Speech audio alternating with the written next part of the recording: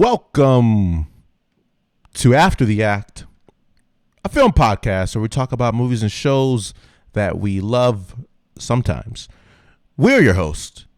I am Randissimo, here with Lubdan. And Lubdan.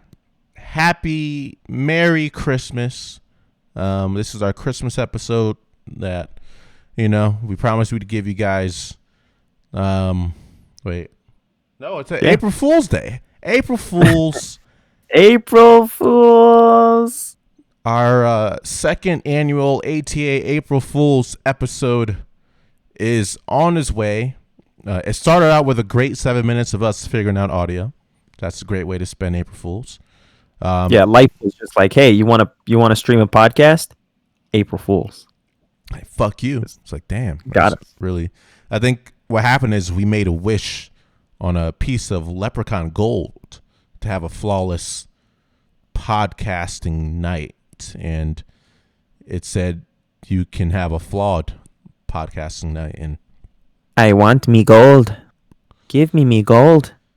And in case you guys are wondering, like, what the fuck is that, like, horrendous image next to my partner there? It's me in sixth grade. Yeah, it is like a weird, like, Benjamin-ish button. Like, not full Benjamin button, but it's like he started off as a baby that was crazy like Benjamin's old. belly button. Benjamin's asshole. That's what that picture is. Yeah. Belly button asshole. It's a similar, same thing.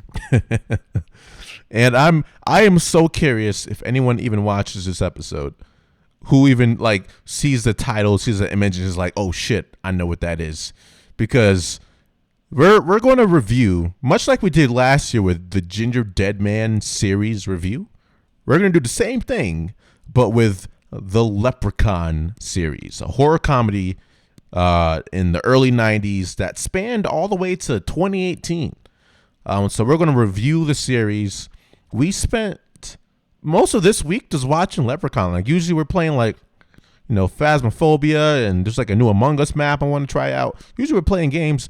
We spent collectively like 16 hours just watching Putting in the man hours for this one review. Lesser man would have quit, but we just kept persevering. Better men would have quit. I have like tests and shit to study for. I'm a working man. I had to start a new job. It's like, I gotta put all this Leprechaun knowledge in my head, though. Gotta make time for Leprechaun. Our loved ones who haven't seen us since getting vaccinated for COVID, they're like, finally, we get to see. We're like, maybe next week. Sorry, just you picked the wrong week. Gotta go watch this giant series of Leprechaun films. Your love comes second after Leprechaun. You're like, is that April Fool's joke? And I'm like, I wish it was. I wish it was. This can I? Yeah, go for it. There's sorry to interrupt, man. There's a lot of thoughts to be had. There's a lot of thoughts. There really is. First of all, let me preface it by saying we said the exact same thing last year when we started podcasting ATA, right?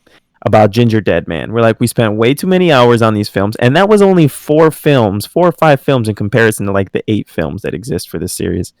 And we're like, no one cares. We're just gonna be goofy. It's gonna be a great April Fool's gag. Whatever. It's I think top 3 most played episodes on our according to statistics on our page. Yep, which 3. is crazy to me. So clearly you guys were really enjoying these reviews. So we just got to keep them coming every year. Definitely let us know what films you want to see us review in the future for April Fools, because there's a lot of really bad B films out there, or there might be some that are really charming. You just let us know. We'll take the time that no one else will to watch these films. We'll do it. And we'll do it because we love you. So please don't forget, if you haven't already, subscribe to our channel, follow us on all of our platforms. It's really helpful. But now that we got that out of the way, the second thing is I'm stuck in limerick mode now, because all of these films, every time Lubdum the Leprechaun speaks, it's in a limerick. And now I can't stop speaking in limerick. So I'm going to try to get it out of my system for this whole episode. Okay. But it'll probably be unsuccessful. I'm here for it. I'm actually, and shout out to the Slash Filmcast, another film podcast group, but there's one reviewer, Jeff Canado, on there. he's been doing a limerick review for every movie for the last 2 years. So I think limericks Wow. are becoming hot again, and I support your limericks, but only for this episode. I won't support it in the future.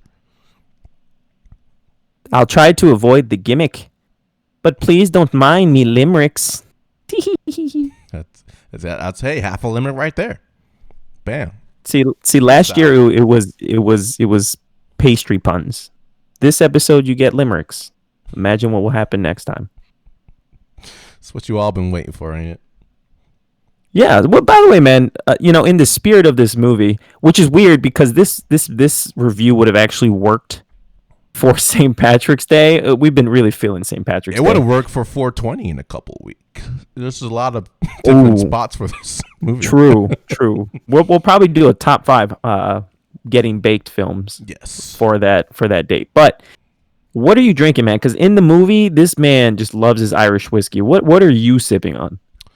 I have a couple of things I've been sipping on, but this is not Irish whiskey. This is like Colorado whiskey. So very American. And I think Tin Cup is Colorado.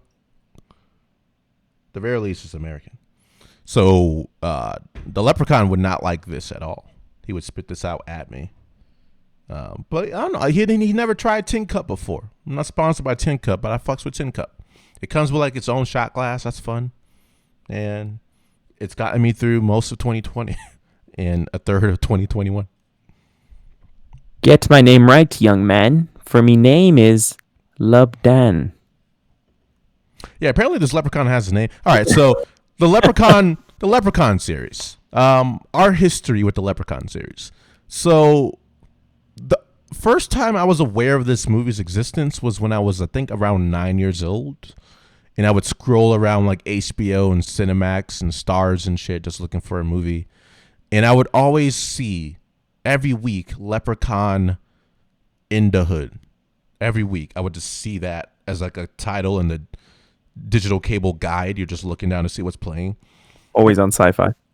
Sci-Fi, it's there too. So every now and then I would catch a clip of Leprechaun in the Hood, to the point where for many years, probably throughout until like college, I just thought the whole series was about a Leprechaun in the Hood. I didn't realize that was like the 5th movie in the film franchise. I thought it was legit like someone was like, you know what we need? We need a Leprechaun movie in the Hood. And that's just the spawn of the franchise. I think then I noticed like a Back to the Hood title during my scrollings of late night With TV. number 2.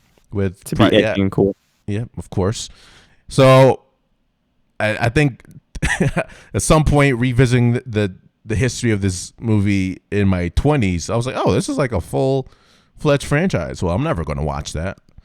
And then fast forward to now, and I know so much about Leprechaun. Way too much about Leprechaun.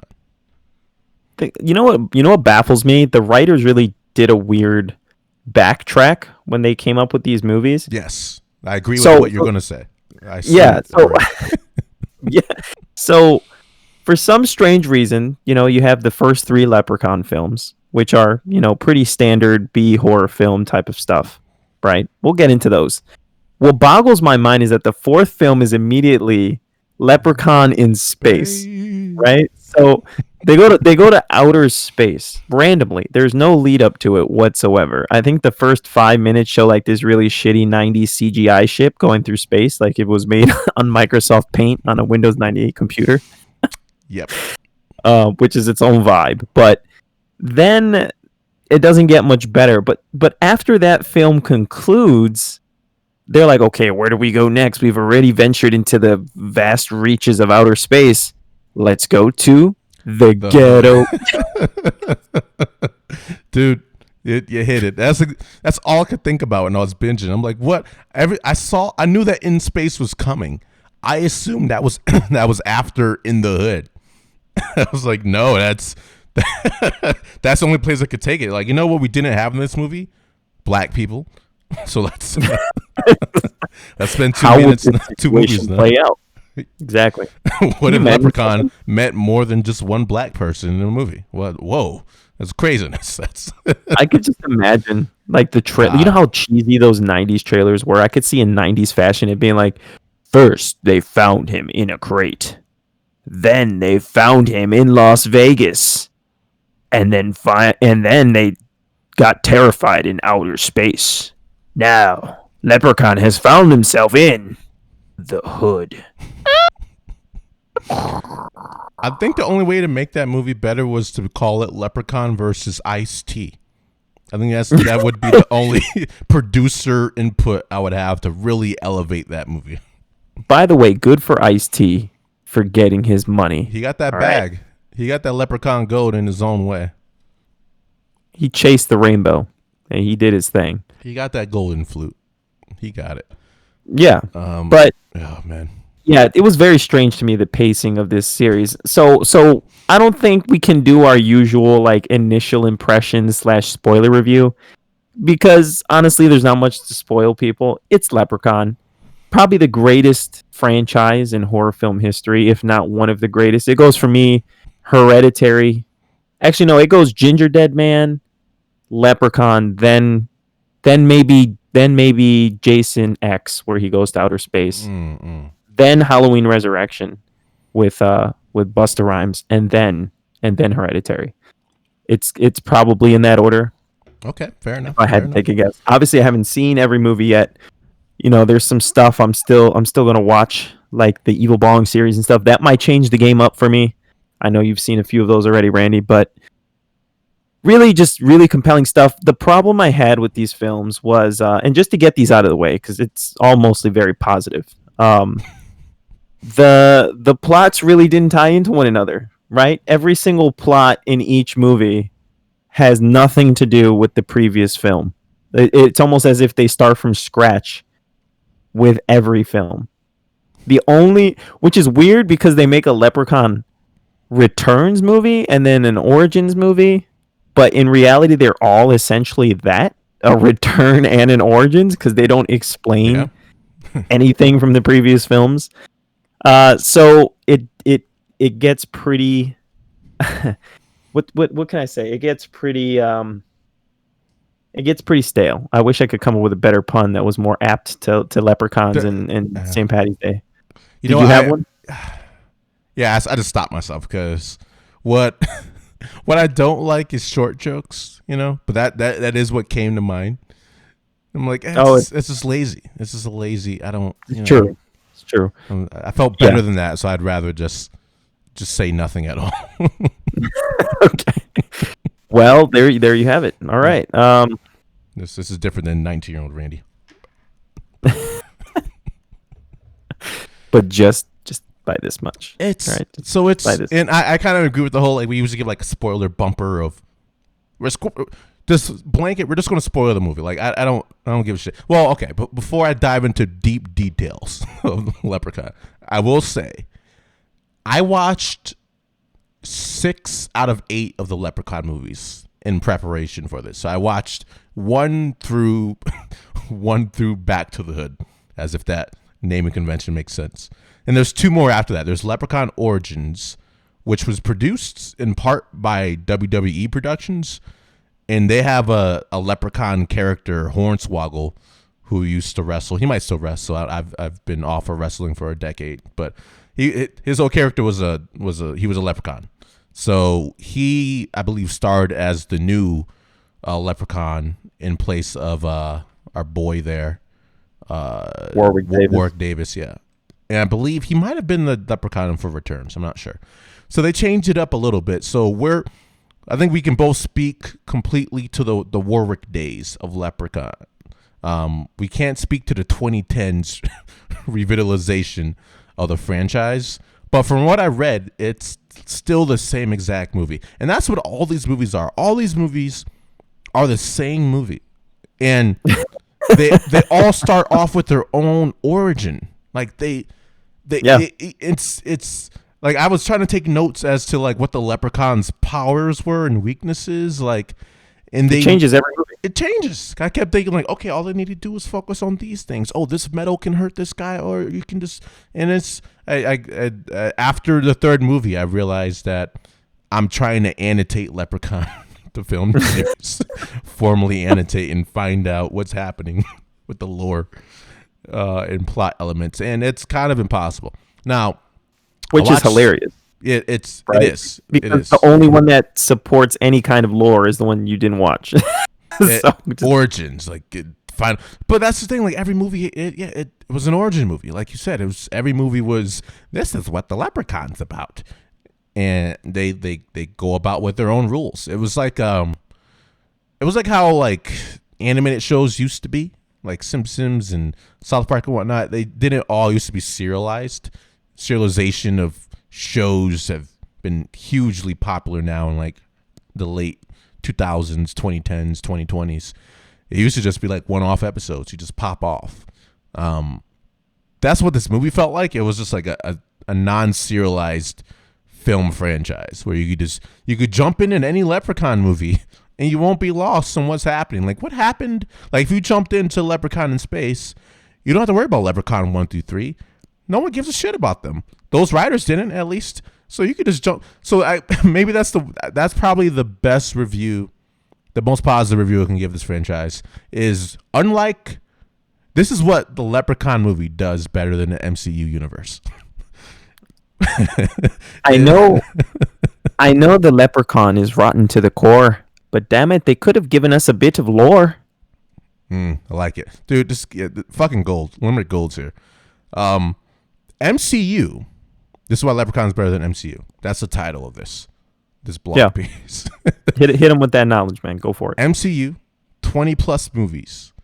You need to see pretty much all of them to even get to the finale of the Infinity Saga.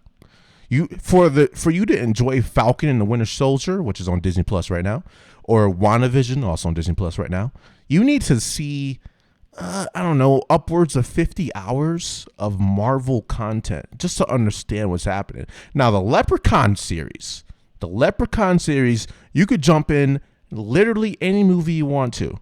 Bam, it's new. Like, was there lore set up in the first movie?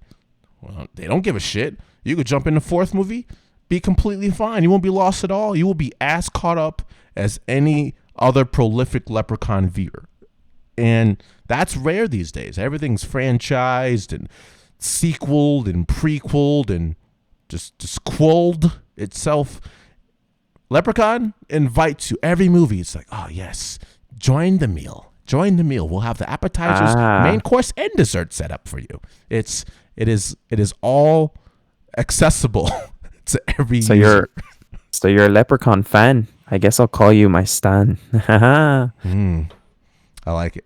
And that's why Leprechaun film franchise is better than the MCU. So just putting that out there right now. If anyone wants to take that snippet and play it back later, play it back. Leprechaun series is better than the MCU. Mark it down. Send it to Kevin Smith. You could do whatever you want. All right. That's a tough one. Okay. Leprechaun versus Tusk. That's a tough one. I don't know which one's the better film. That or Yoga Hosers. I'm not sure.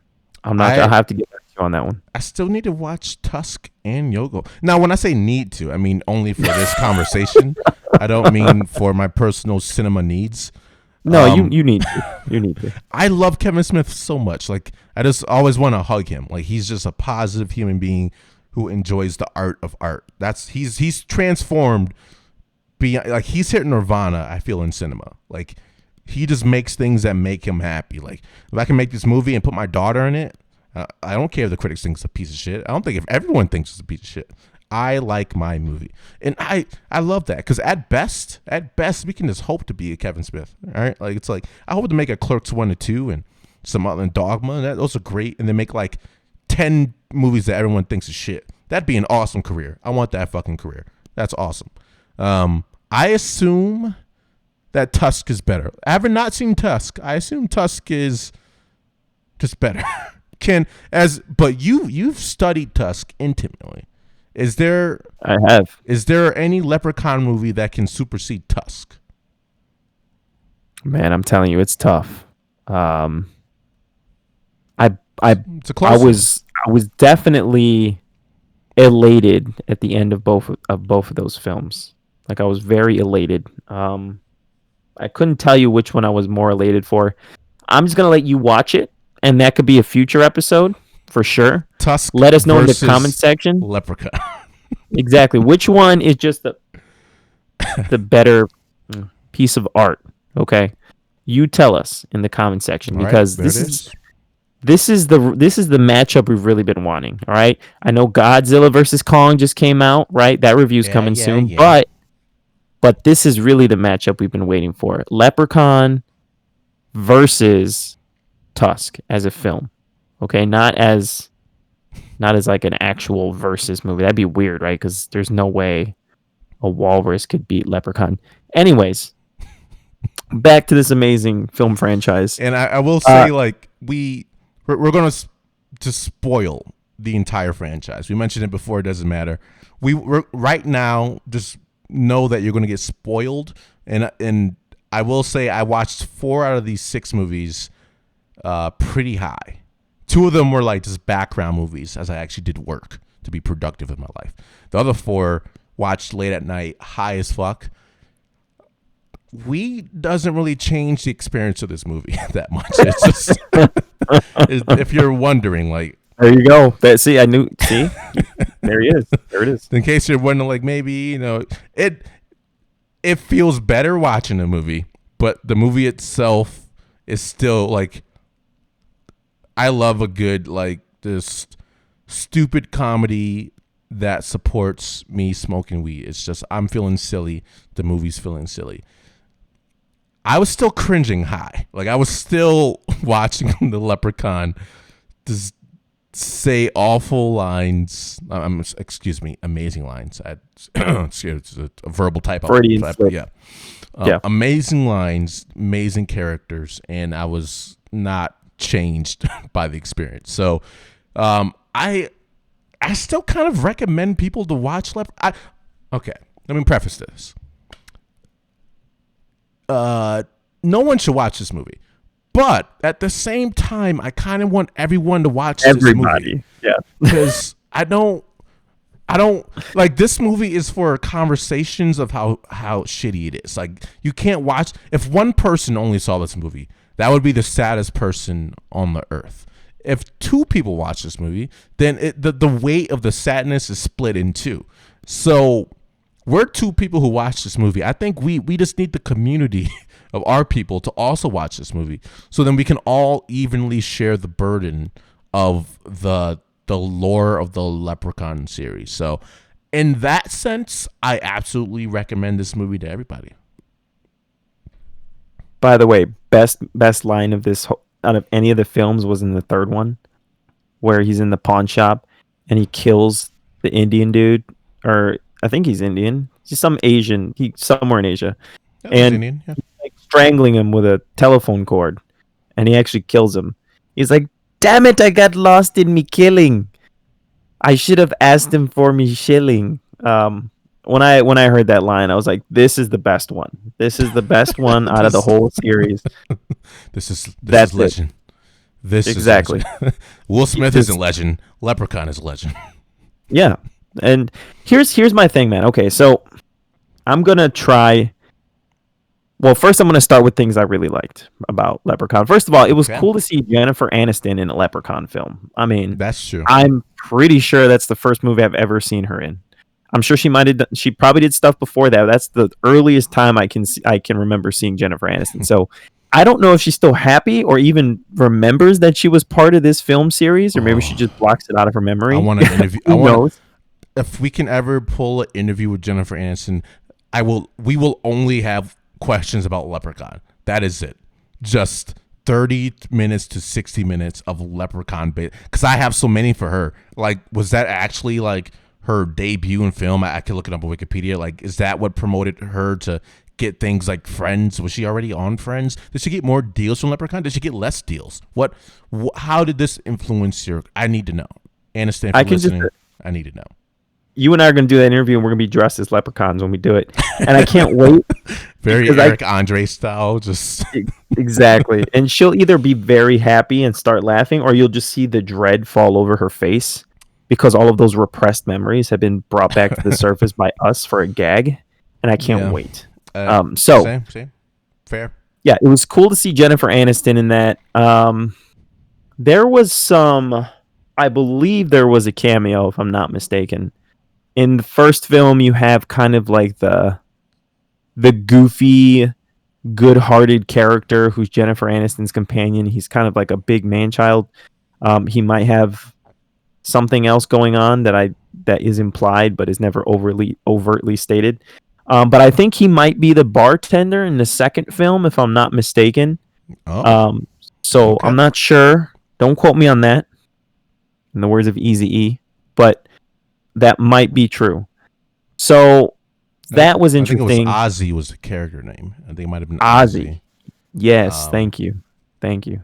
and that's dude. That's a cool note. If that's true, I didn't notice, but uh, a quick tangent. I love that relationship between. I think the characters were Alex and Ozzy. I think those were like the kid and the man child. Yeah, That was weirdly adorable. Like actually, I wrote down that the man and the kid, Alex and Ozzy, are a strange, sweet duo. Like literally, anytime you see those, like they would have like this lighthearted theme song, it's like some kind of Lost Boys esque, just like adventure that's happening it was between like them. that big kid from the Goonies with Sloth. It was that same kind of dynamic. Sure, yeah, yeah, same kind of tones, and the score was just like it was sweet because the kid looks out for the older guy, and Alex, the kid, was like, "We want to get the Leprechaun's gold so we can pay for Ozzy's surgery, so we can fix his brain." And I'm like, "Oh, that's really sweet," because like Ozzy Okay, so is, okay, so that was yeah, on purpose then. I didn't even realize. yeah, that was part of the plot. He just wanted to fix his brain, and I was just like, my brain's fine, but he misses a lot of reasonable deductions, or it's like maybe it you understand where the kid's coming from, and the kid is like this. I really like it. I really love that relationship.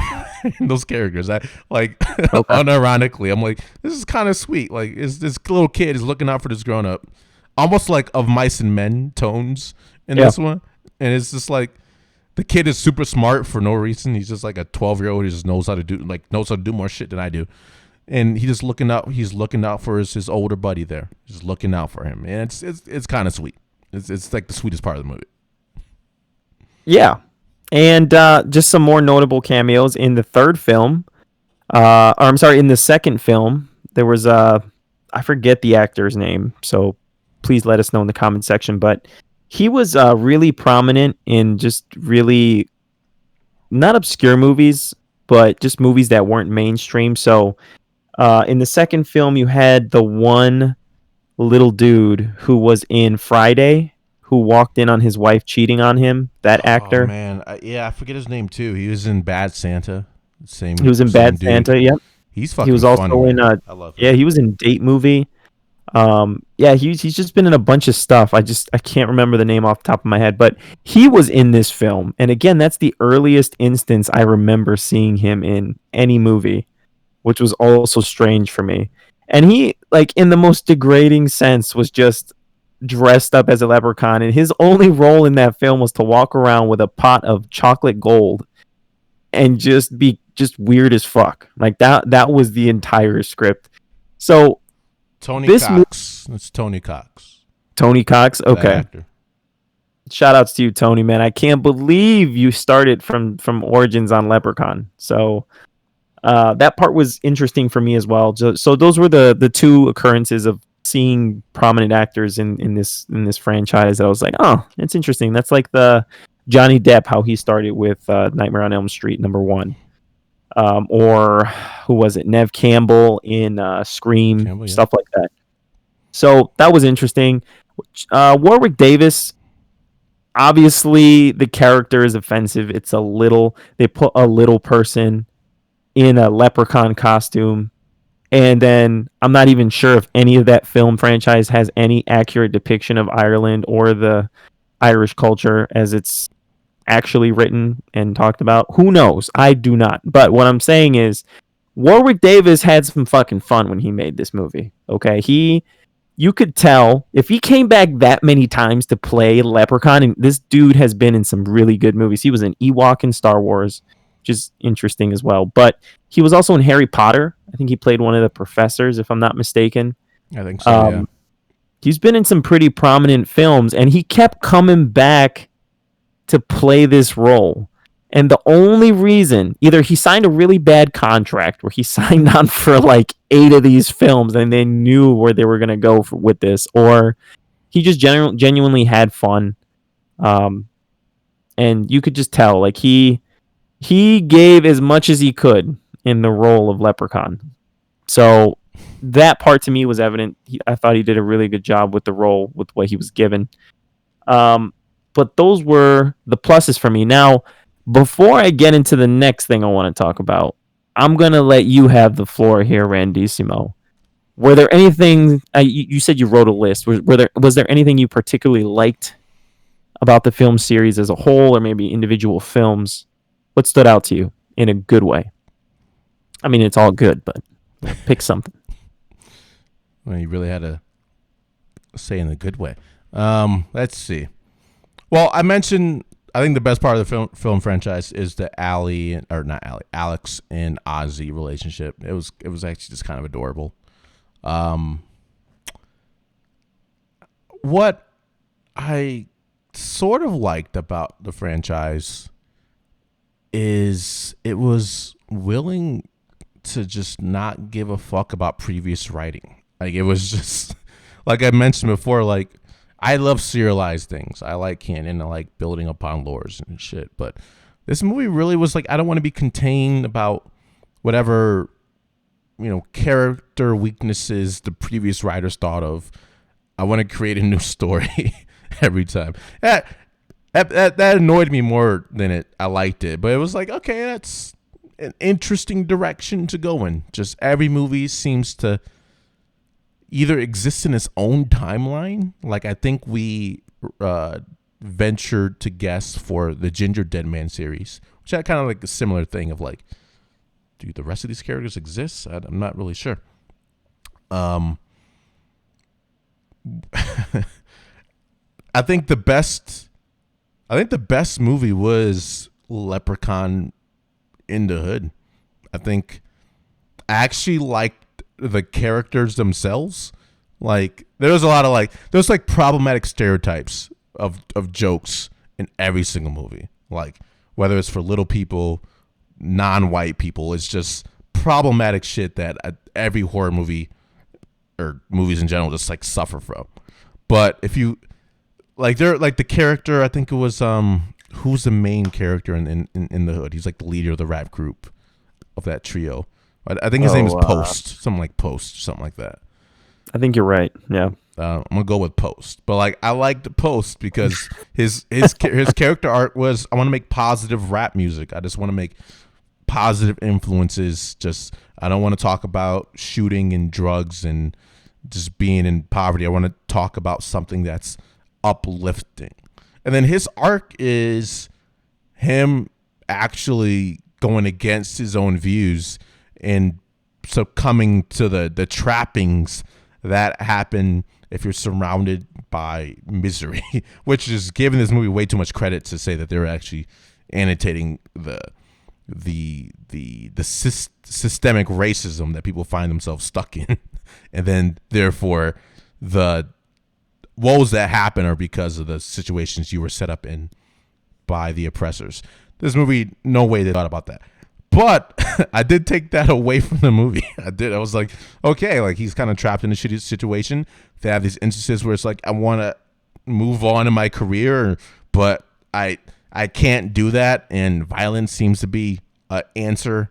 And all the characters are just enjoyable. I like Post. I like the tech man who was like making traps for the Leprechaun and shit. And the other guy who really wanted to hustle and work with Ice-T.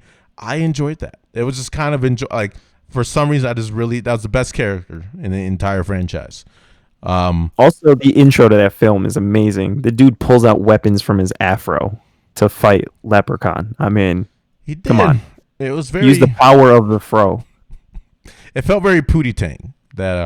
Yeah, and we love that movie. Which I... Sadate. Yeah. Well, wait, what? Do you know what year Pootie Tang came out, to put you on the spot? I wonder. Yeah, I think it came out in 98, if I'm not mistaken. Okay, then Pootie Tang predated Wait, no, I'm In the sorry. Hood. No, If it did. I think 2000. It was around 99, Interesting. 2000. Yeah. That's an interesting era because, like, I was reading a review for this Leprechaun in the Hood, and they were mentioning like it inevitably, went to the hood is what the review alluded to. I was like, I wonder why they said that. But then I think about movies like Halloween, which got kind of like a facelift, and it had that whole like Busta Rhymes led crew with was it who was his wifey in there? Was it Jada? Who was his? No, it was the Victoria's Secret's model. What was her Was name? Tyra? Was Tyra in Tyra it? Banks. Yeah, Yeah. Tyra Banks. Like it was a cast that normally didn't have that many black people in it. And horror movies just usually use black people as like a margin of characters, but that Halloween had more black people in. That was like early 2000s, I think. Yeah. There was, Leprechaun had this one, sure, and it's I guess the hip hop scene itself was more popularized by the late 90s to the point Yeah, where because movies were just kind of like, let's co-op their culture and put it as a context, whatever character we had in mind. So Leprechaun did the same thing. true. I think it's because the theme of the early 2000s/90s was very gangster rap esque. So it's like, okay, what do we do if we pit these horror icons in an environment where, murder and violence, right? Because stereotypes prevail in these settings. Like, how would the characters differ from, let's say, these suburban kids who got into shenanigans in the first film? Who knows? But it's interesting that you say that because I could just imagine the serious tone they would take if they were actually trying to make a statement with Leprechaun in the Hood. It'd be like, Leprechaun in the Hood, not everything that shines is gold. And you hear like a Glock go, Dude, that's good. coming to theaters. That's good right there, dude. That's good. Beautiful. Also, I don't know if you knew this, but the first two Leprechaun films were actually theatrical releases. So people paid money to go see this in a theater back in the day. I think it great. made a profit too. I'm pretty sure. It did.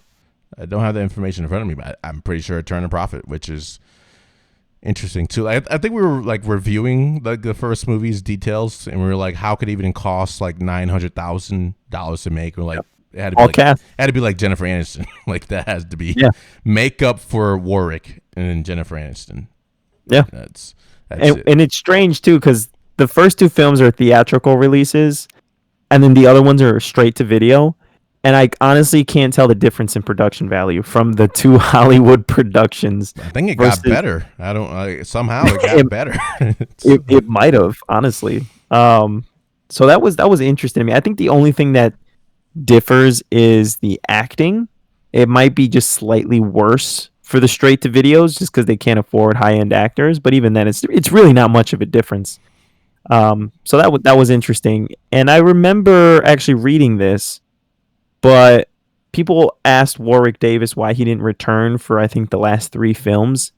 And there was like a rumor circulating that he just hated the role after a while. And in an interview, he was just like, no, I actually had fun with that film, but I have a fucking family now.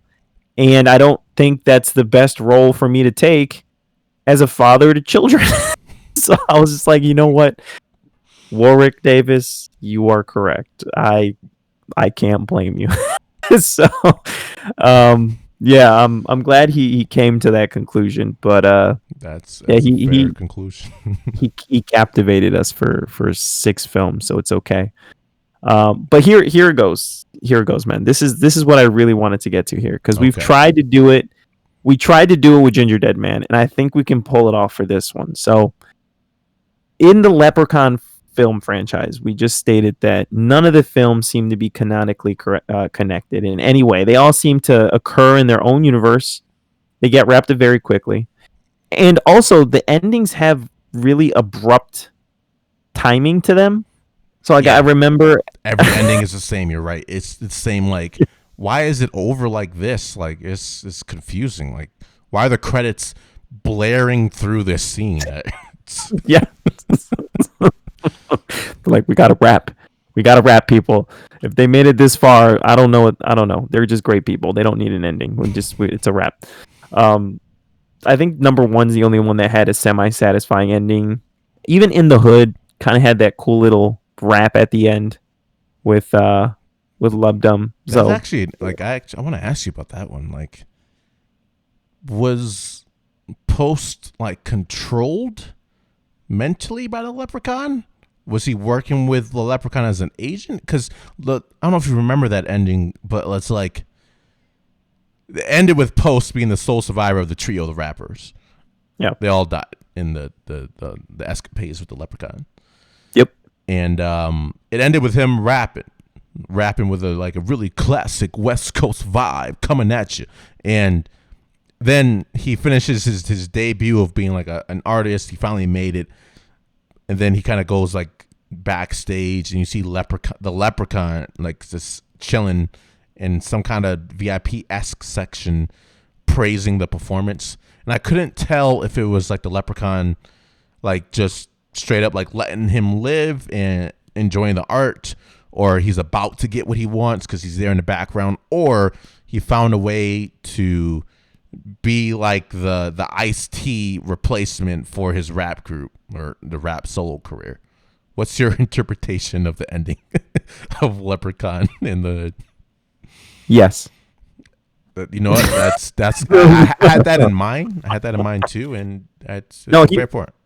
Here it is. Here it is. All right, so I just think Leprechaun was like, damn, this motherfucker's spitting, right? Like, Okay. he's just this guy. It'd be a shame to kill this guy, right? Because he learned his All right. lesson from the second film about indiscriminate killing, or the third film. So he was just like, let's see if I can do anything with this. Because leprechauns love gold, right? So if he could get a Apparently. platinum gold album from this dude, that's more gold, right? So that makes sense. Okay. All right. All of that makes sense to me. I like that Yeah. line of logic. More gold can come from letting this guy live. You know, I like that. Because I was trying to figure out like the I don't know, like what is the drive of this character, and it really is just the gold, baby. It's all about the gold. Him and producers are no different. Same mentality. It's all about the gold. It's all about the bag, baby. Chase the rainbow. But if you remember in the second film, right, it starts off in Ireland, and Leprechaun actually has a slave, and the whole plot of that one is he needs to find a wife, right? So I honestly think that that's essentially it. He has just another slave because they've established that in the previous films as a thing he does as a leprechaun. So that's how I interpreted that scene, was that he was just a slave, and in leprechauns love to make deals. So it was probably something along the lines of, you make me super famous, then you get your gold, you get your wealth, and it's a win-win, baby. And it's really, again, that movie, like it speaks about bigger issues than we give it credit for. It's a take on capitalism. That's all it is. We know the antagonist is short, but the message is large. It arcs over rainbows. That's right. that's right. We had to do one. It's out of the way. Yeah, okay, got it out. Yeah. That's legit probably the best movie, and it's not a good movie. I think, like, what disappointed me about the film franchise was it wasn't as weird as I thought it would be. Actually, I thought it'd be a way weirder movie, because I am putting it up against the Evil Bong and the Ginger Dead Man. Ginger Dead Man 1, I can watch at any point in my life. Like, if anyone said, "Hey, do you want to watch Ginger Dead Man 1?" I would say, "Of course I do. I will pack up the beer and weed. I'll be over immediately. I work in the morning. That's fine. I'll figure that shit out. I will watch Ginger Dead Man 1 with you." If someone said, "Do you want to watch any of the Leprechaun movies?" I'd say, "Absolutely not. I don't. I already did that, and I don't want to continue that at all. And I kind of don't want to see you for a while." It doesn't matter who said, like, family member, friend. It doesn't matter. So and that's only because Leprechaun 1 through fuck isn't weird enough. It's like a D-rated slasher horror comedy movie where it's like the kills aren't that inventive. There are some funny kills here and there that I liked, but they're like, it's not even punny enough, like Ginger Dead Man 1 was. Like Ginger Dead Man 1, the classic, one of the protagonists eats the cookie, says got milk, hard cut to him drinking milk. Are you kidding me? That's brilliant. I love that shit. That's awesome. I don't you don't get that too much. You don't get too much of that flavor in any of the Leprechaun movies. So I wish it was weirder. Actually, I wish it was worse, because I feel like every movie they were kind of like. I feel like there was at least one writer in the room that was actually trying to make a movie out of it. Because it all seemed sincere with the scores and even the acting. Like sometimes the acting was like, wow, it looks like they're really trying to convey that they're in pain here. They're not like phoning it in. Like they're actually scared right now, and it's not matching up with the plot at all. It's so I needed it to be weirder. I wanted them to be grosser, weird, like something that actually stood out besides the killer is a leprechaun. Because that's the only distinction between this movie and like any other slasher semi-mythical movie is, well, this, but Leprechaun. And hey, man, yeah, it didn't live up to the weird expectations that I had. That obviously were high from Ginger Dead Man. True. Now, I will say this: it could have been weirder. It did have weird moments in there, though. Like you said, it had one writer who was like trying to up the ante. I know for the second film, in the first film, they had that cool scene with the wheelchair. Like he was just chasing someone in a wheelchair, and even like catching up to a car using a wheelchair, and that was pretty goofy and zany. So I thought, okay, that was the first film. I was like, okay, that's what I'm expecting to see here.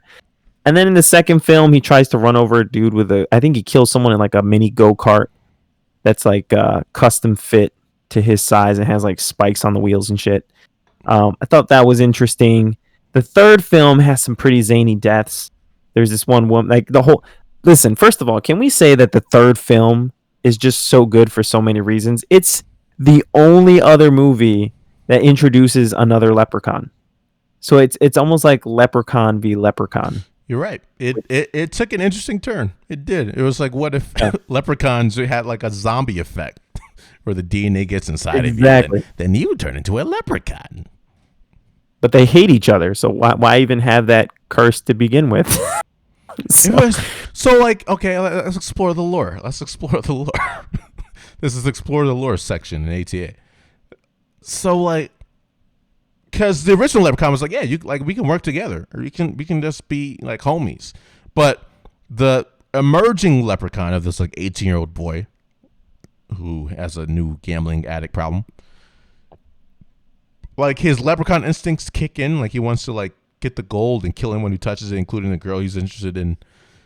But it feels like it's only his human side that's really against the leprechaun. It's the leprechaun side maybe would work with him. I'm not sure, because they have levels of greed that I feel like would conflict. But I feel like what I would have loved out of this movie, I haven't seen the last two movies, so maybe Origins or Returns explore this, but I really want to know Leprechaun world. Like, I don't give a shit about humans. I don't give a fuck about us.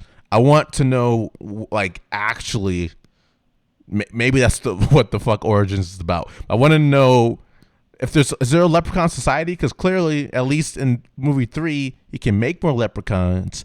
He has lines here and there that imply more shit about the leprechaun culture in general, of like, never touch a leprechaun's gold. Stuff like that is just sprinkled in there. I'm like, okay, and he mentions his mom, who I guess was like a piece of shit from what, like, in one line, he just mentions his mother. So there's a society of these leprechaun creatures that exists. I'm trying to see that movie. I'm trying to see Leprechaun Origins : all in the family. Like that's what I want to see. Fair. All right, so you brought me to this point, man. This was the big finale for me, okay? Because I think I have a theory that unites all of these films together. Okay, this is why you listen to us here at ATA. We put in the man hours. We did it with Ginger Dead Man, right? We're going to do it with this one. Here it is, okay? So, as I recall, right, I believe it's Leprechaun Origins. Leprechaun Origins does mention briefly the origins of the leprechauns. And the story goes like this. All right, ready? Because you haven't heard this one yet either. So this is how it goes. Back in ancient times in Ireland, there was this king, and he wanted to learn magic. So he summoned all of the woodland creatures in Ireland to help him learn magic and make him all powerful. And in exchange, the leprechauns agreed to do this for him, but they would have all his gold. So the king gave the leprechauns all of his gold and they would guard it. And here's the key phrase, right? They would guard it throughout all space and time, right? So here's what I'm thinking, right? And then the lore goes on to say, but there's one leprechaun in particular who became corrupted by the greed he felt about protecting the gold. So we know they're magical creatures, right? And we know that Leprechaun has even extended to the vast reaches of space, right?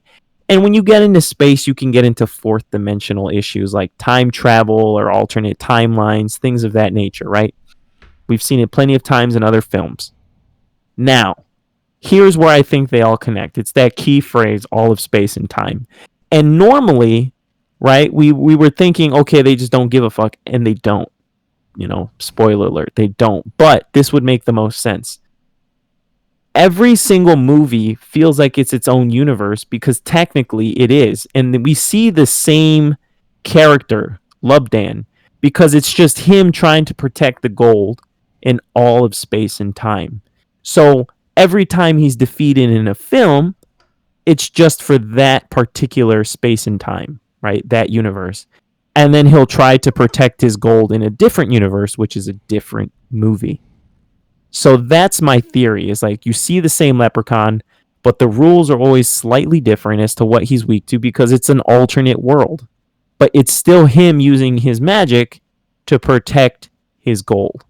So that's how I think all of these universes connect. And I really, really love the fact that for whatever reason, they included it in each film. There was always either a book or some fancy CD that just told them exactly the weaknesses and strengths of leprechauns, which was amazing to me because they were always just like, didn't you read the book? It's in the book. Or the CD was just, oh no, if you get bit by a leprechaun, they'll fight each other. It was and like common knowledge. It was like, yeah, it was like people trying to figure out like symptoms of a common virus. Like, dude, let's just fucking look it up. You got like the computer game right here that talks about exactly. this. Exactly. It felt very like cereal box-esque. Like, oh, here's the answer on the back of the cereal box. Common knowledge. And they would always pull rules out of everywhere. But that's what I think is the reason why each one of these films is in a different universe. But the leprechaun is always protecting his gold, no matter what. So that's my theory, man. What do you think? Yeah, and that's exactly what I thought too. Like that's what I thought. Because again, like it's similar to the Ginger Dead Man, where the only way to explain plot holes in non-serialized franchises is to say it's its own universe. That's the only way to do it. It's right. Otherwise, it doesn't make sense. If you want it to make sense, it can't make sense unless each movie is in its own universe. That's the only way it makes sense. So to take that idea farther, it does need to have some kind of like leprechaun in the universe or leprechaun paradox, where it's merging different characters. You get the Jennifer Aniston character with the man who played Post, and maybe Ice-T is alive in a different world. I don't know. You got to do some like Endgame shit with the finale of this leprechaun series of movies. I think that's the only way to go. I agree. I will say in the point of like, I want this movie to be zanier, there are some notable deaths or like notable things that are just like, that was an interesting choice. Like, I think in the first movie, in the appraiser shop, I think it was the first movie, he kills a man with a pogo stick, which I've never seen personally. Yeah, I've never seen someone kill someone with a pogo stick. He's jumping on him with a sharp end, and somehow the pogo stick is very resilient. He can just jump off the body and just fucking keep shaking him. So that was kind of cool. I'm thinking Leprechaun in the Hood, he shanks someone with a bong. Yeah. Not that it was like a sharp. He just literally just impaled the person with a bong, So it's like, all Very right. Cypress Hill. Very Cypress Hill. I loved it. I'm surprised they didn't get a cameo. Cypress Hill in the '90s. I feel like that could have been prime real estate for Cypress Hill. I'm surprised Cheech Marine wasn't in it at all, or Chong, You're because right. they're in like every movie that deals with shenanigans like this. In the Hood couple of movies were like weed movies. They were weed comedy movies. They were hanging out with people who aren't just white suburban people, and we're smoking a lot of weed. That was the premise of the pitch that they made to the producers, whoever the fuck produced this movie. They were just like, we're gonna smoke a lot of weed, like, and there was a lot of bits. I enjoyed that. Actually, I wanted them to lead into that as the next era of the franchise, just the weed comedy of Leprechaun, because there's a lot of stuff of just like him getting high, him getting fucking hot box, him getting smoked up from other characters, and that was kind of funny. It's at a very like elementary level. It's seeing a Leprechaun get too high. It's kind of funny. I see you there getting high, but guess what? Now it's time to die. Anyways, all right, getting it out of my system. I'm still getting it out of my system. It's beautiful. That's why we paid you the small bucks. That's why we pay you the small bucks. Okay, it's for this. He's only paying me $0.25. You're lucky you get that. I think I feel guilty doing this. You get it? Mm-hmm. I do. And I just like walk away like off screen. I put down the headphones. I think my favorite puns. I think my favorite pun was, I think he was like fighting a police officer, and he ripped off his fingers, and then he licked his fingers and said, finger licking good. And then he went off to like, kill the officer. Yeah. I was like, all right, you had to do that. I get it. Like, you don't rip off someone's finger and not say that. He eats the pawn shop owner's ear in the third one, and he says, "I love Indian food" or something like that. Yeah, I didn't like that one. It's it's like race based puns is, come on, man. I'm just saying, man. Like he does. Also, I'm like, because we mentioned like these movies have to exist in their own universe because otherwise they don't make sense. But I was trying to figure out like the fucking powers of the Leprechaun. They always change, man. They're all over the place. Like I can't understand what he can and can't do. Like, I think it's the first movie. The Clover is his weakness, right? It's established in like the first 10 minutes where the older couple. Never use again. They never use that again. I don't think they ever use that again. They do, but not until like 3 movies later. Because it's first movie, Clover is the weakness. The man like puts a clover in a crate and it's like, you can't leave here because Clover. And then I think they resolve the movie with Clover. I forget how the first movie ends. The Clover doesn't come back until Leprechaun in the Hood, where they use the clovers as like they like fill in the shells of the gun with clover, so they have like a bullet that's pretty much clover blessed, so they can actually kill the Leprechaun. They also use the clover in that movie as weed substitute, so they have them. They smoke them up with clovers. So I don't really like, and I really don't like the gun thing either, because it just at that point I feel like the plot revolves around the 4-leaf clover. Revolves around a revolver. Yeah, it does. But here's the thing: they don't even kill him with the clover. They shoot him up, and then he kind of like heals from it on the edge of a roof, and then I think they just hit him into a batch of cement. Like that's the end. And like he fall. I think that was the end of it until you see him like behind the scenes at a club when Post is rapping, which is it's either that movie or the movie after that. I forget because they had. I think it was Back to the Hood. I think that was Back to the Hood. And that one was Back to the Hood. But then there's also it might have been the second movie where they introduced like some kind of metal is his weakness, like some kind of lead. Like he's it's metal. Like something iron, like heated iron or something like that. Yeah, it was weird. It's the second film. I also really hate the fact that you think it's gonna psych you out at the end with an ending of how in typical horror films the bad guy always returns for one last scare or to set up a sequel. Like they'll throw the coin and then that's the end of the movie, which I know I do actually enjoy that because I hate that whole okay, the bad guy's not really dead thing. And it supports my multiverse theory here, but like like we said earlier, it's just a little bit too abrupt in every single film to the point where it's like, okay, they ran out of money to make these movies, and so they never really emphasized the climax of the film, which is the most important part. I remember in the third one, they show the leprechaun bursting into flames and floating in the air because they burned his gold. But then you see the fucking string on the back. It's just like this adds a whole new level of charm and not in a good way to this movie.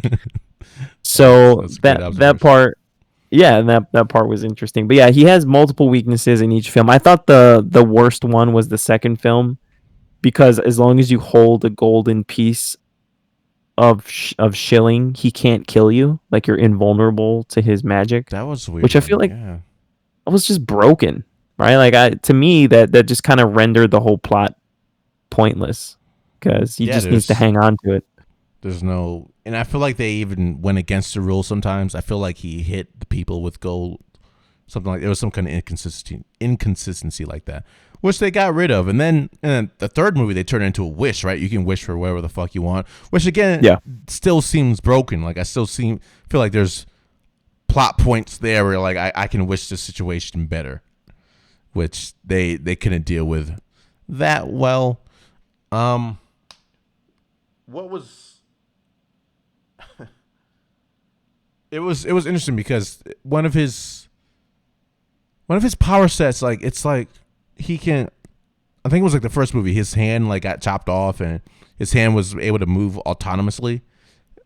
Yeah. So I was also wondering like, oh, is that how he's like always able to like live? Like if multiverse is in the theory, is it just if he has a piece of limb left, he can still live? Like he just has to find a way to come back together like Chucky, which seemed to be the case. And yeah, no, like I think my favorite power set, not a weakness, but power set he had like Mysterio from Spider-Man, like kind of power where it's like he can create illusions. Yeah. And I think my favorite one was this like awful fuckboy was trying to hook up with this girl and he was really angry with her because she didn't want to have sex with him. So all of a sudden she's like, she's a bitch. So classic fuckboy depiction. And he got what he deserved. In the early 90s, which is impressive. Yeah. I was actually surprised that they made him like an outwardly like, yeah, you're a piece of shit person. Good for them. And I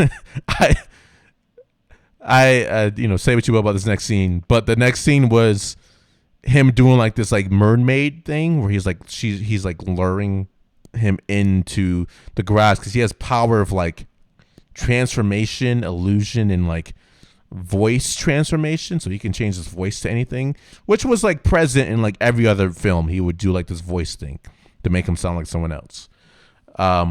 So he made it seem like this girl who just rejected him was like, hey, come in the garage so we can fuck. And he came into the garage to fuck, and he was about to suck on her alleged titties. But it turns out that those titties were actually like these fucking open saw blades that were just spinning circular together. So he just put his face right into the saw blade titties. Every time, man. Every time. And, saw blade titties will work on any of us. But that was probably my favorite death. For one, it killed a fuckboy. And two, it made titties into saw blades, which is just funny. There's no such thing as free titties, man. That was the original working tagline of the movie, but they've realized that wasn't a big part of the overall plot. But right. That's probably my favorite thing he could do with his power. His power set was illusion, vocal transformations, and just some kind of vague alluring effect. Favorite power set. That'd kill anyone. So honestly, we've talked about this movie until it's dead. So why don't we just say which one was our favorite and rank it, and then we can finally put it to bed. There we go. Sounds good. So, to rank the movies we've seen, again, I haven't seen Origins and Return. Best movie, probably Leprechaun in the Hood for me, followed by Leprechaun 1, followed by Leprechaun Back to the Hood, followed by Leprechaun 2, followed by, I guess, Leprechaun in Space, followed by Leprechaun 3. I think I gotta go with that order. Wow, you liked Space better than 3? Those are both really shitty. I don't know. The only thing I like about Space is they just kind of went for some weird shit. Like Leprechaun in Space is fucking weird. That's the weirdest they get in the franchise, because they not only have the Leprechaun fighting a group of space marines, but they also just throw in facts of the world. Like, we're space marines. It's kind of like Star Trek. There's like this weird alien girl. She's a princess. Her blood is magical. We can use science to fucking make this cyborg CEO guy into a human again. And then the Leprechaun turns the CEO tech cyborg dude into a fucked up alien creature, like a really fucked up like B-boss alien creature, to then fight everyone else. And the black guy doesn't die. I don't think he dies at all. That makes me happy. And it's fucking weird. It's weird. Leprechaun 3 is just like this kid has a gambling problem, and he turned into a leprechaun. Him turned to a leprechaun is also weird, so I do like that. But it's like Space was weird as fuck. So I gotta give some love to the weird Star Trek space cyborg fuckery that was. They were trying to go full Starship Troopers on that one. It just did not work. If that one honestly felt like Jason X. The same vibe as Jason X. Sure. Do you remember Jason X? Yeah. I'm not sure which one. I think this might have. I'm not sure. This might have predated Jason X. I'm not confident on that fact. Someone check that. But same vibes. Just like space people doing space shit, and then oh no, there's a scary thing. It's like, you know, everyone wants to recapture Alien or aliens, and they didn't. But at least they weren't, you know, pedestrian and trying to kill Jennifer Aniston. How did they beat the Leprechaun in that one? I don't even fucking remember. There's so many different things. I think they just blew him up. I don't remember. I want to say they blew him up, but I'm not confident on that. I feel like he was trying to get the princess to be his queen so he can do something. I guess just get more gold or some shit. But he was going to betray the queen, and the queen died for some bullshit. And then he hit like a self-destruct button. I think they launched him into space. They might have blown him up and launched him into space. Someone check that. But that's excessive. It was bad. It was bad. But because it was so bad in a weird space way, it beats Leprechaun 3 for me. What about you? What are your rankings there? Wow. Okay. That's okay. All right. I don't listen. Space for me was a fucking blur. I saw those Windows 98 graphics, and I was just like, all right, I'm on autopilot for the rest of this film. I think on Amazon Prime, if you want to watch it, it's free on Prime with a subscription. It got the lowest score. In Space got, I think, 3.2 out of 10 based on IMDb ratings. So you're already in for a treat when you watch that one. So I'm just warning you ahead of time. There's actually a few movies, or at least one I know, that get 0% on Rotten Tomato. It's just 0. Like, it's just straight up, I'm not going to rank you. I think it's Rotten Tomato. One of the rating systems is like, you get a 0. You don't get rated. This movie is Lucky Charmless. That's like the one review. Dude, that's great. There it is. That's why I love you, man. That's why I love you. But yeah, I don't even know how they find the leprechaun in space. Like, I don't remember that at all. It's a blur for me. They tried to. Well, let me inform you on how they leprechaun. Spoiler alert. Okay. This is what I'll be able to do in bars when they open up again, if they ever open up again. Just like, if I just hear an inkling of Leprechaun, I could just fucking chime in. For at least the first 6 movies. I think it was originally like the queen, like the princess mission, whatever. Like they had a mission.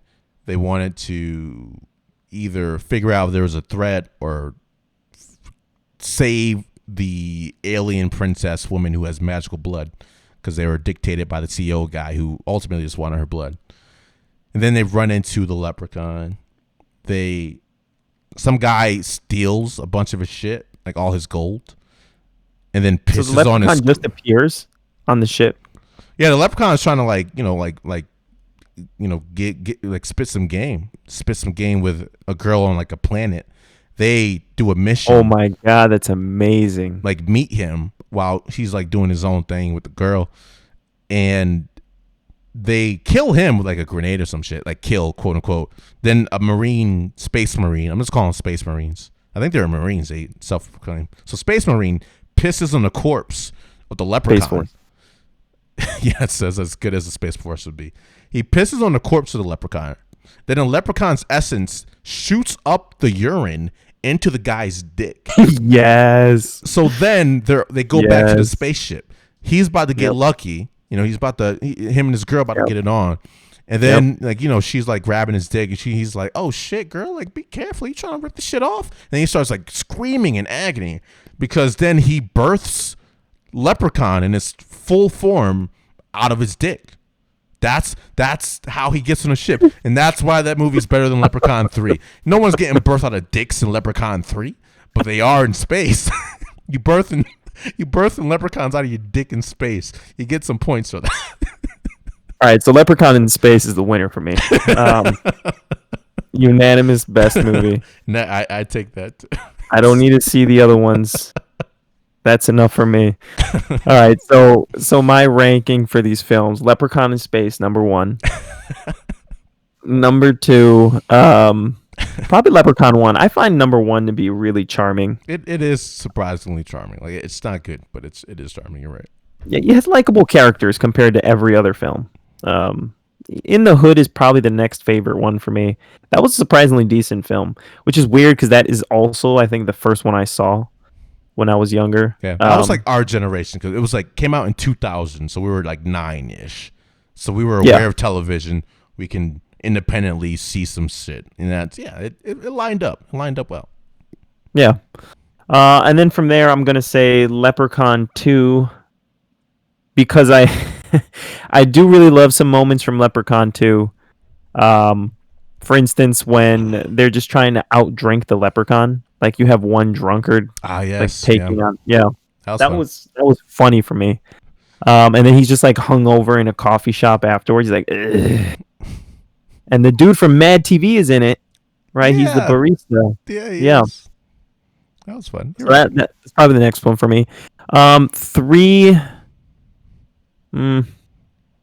I would say 3. No, it'd be Back to the Hood, then 3. And 3 would be at the bottom. 3 is just a weird movie. There's really not much to like about 3. There's like awful characters. Like I don't like the main protagonist. Like the best one is like the main like actress in the movie. And even then, like she's not interesting.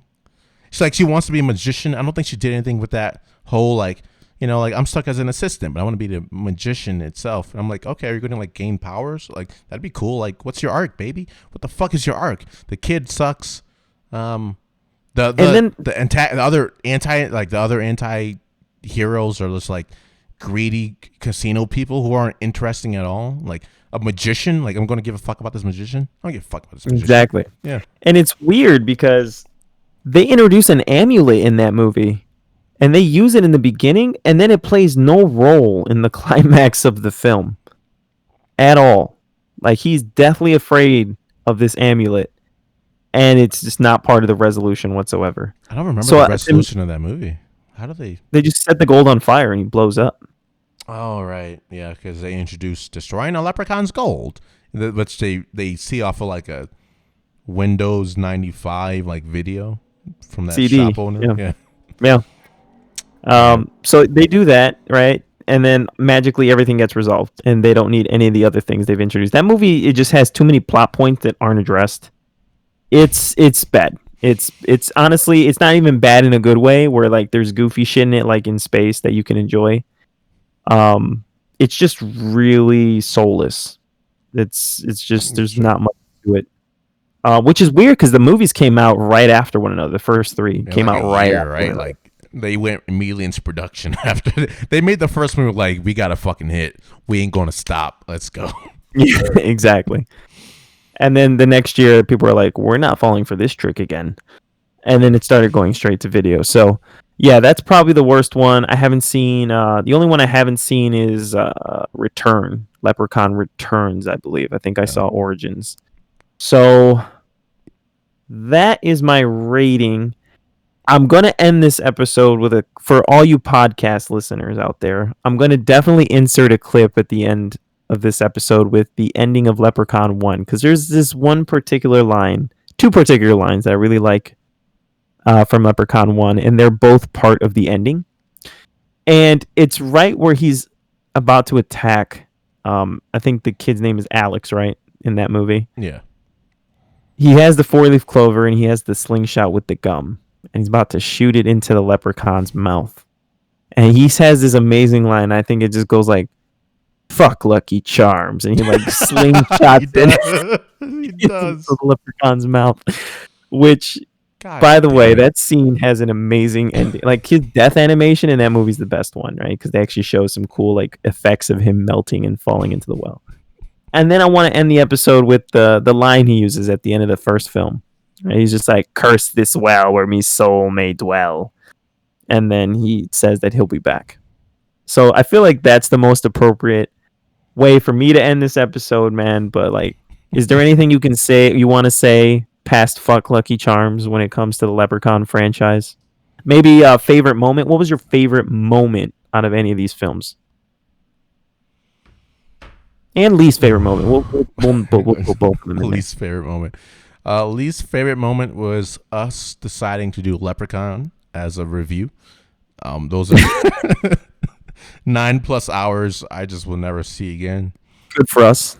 But we stuck to, we were dedicated. We shot for the moon. We landed on stars, watching the majority of the franchise. It land on stars. You're right. Yeah. I think my favorite part of the Leprechaun series is that I probably will never watch it again. Like I've already consumed. I consumed the content. It's done. I can speak to it. It's always fun. What I love about these movies, even when they're shitty, I love to be able to speak to even how shitty they are. And they made a movie. That's fantastic. That's more than we've ever done, is make it a 90-minute movie. That's still amazing in of itself. They're filmmakers, technically.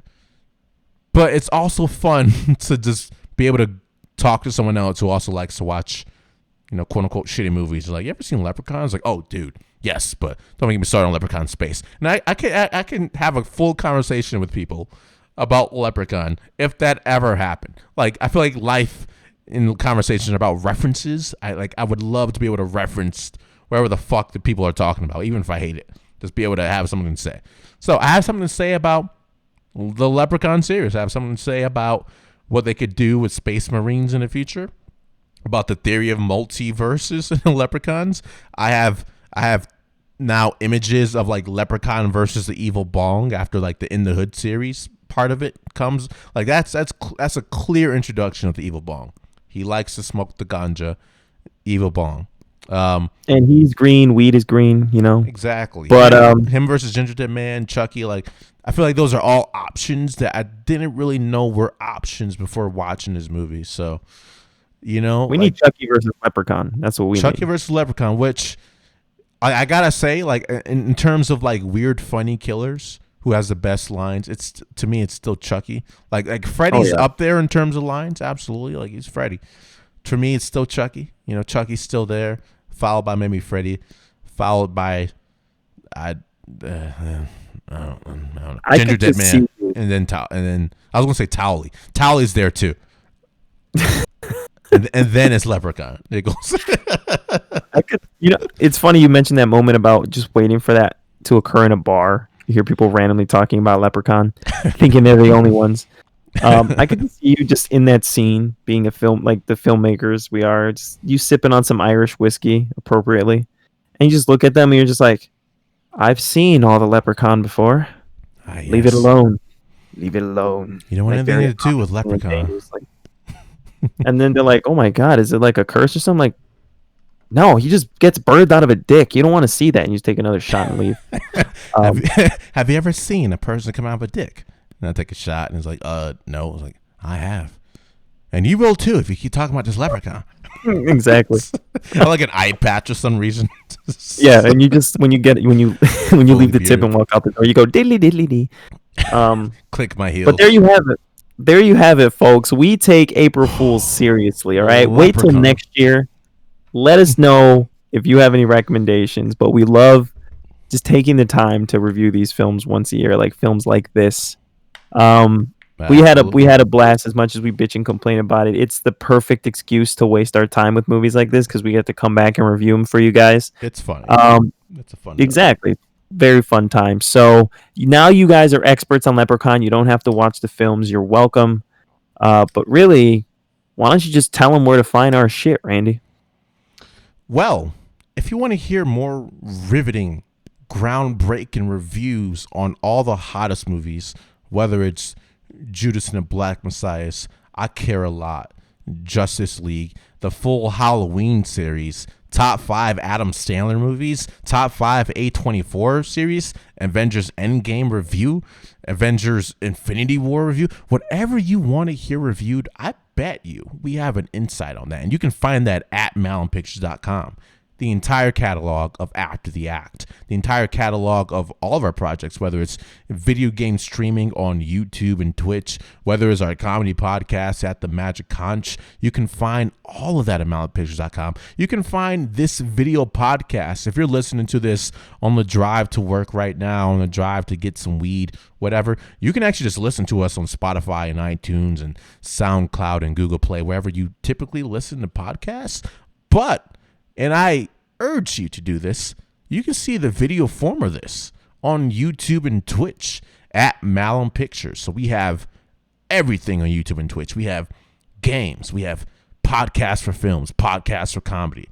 We're fucking with video hard. So if you want to see our visceral reactions to someone being birthed out of a dick in space, you got to check out, you got to subscribe and like right now. You better subscribe and like right now on YouTube and Twitch. I'm telling you. It's some good times. It's some good times here. So we know you're not deprived, so please subscribe or die. As my Limerick leprechaun enthusiast partner just said, like and subscribe. Until next time, bye-bye. I think I finally got rid of it, man. It's finally gone. The demon has been exposed. Good. Until next year. Until next year. Until next time. Tee-hee.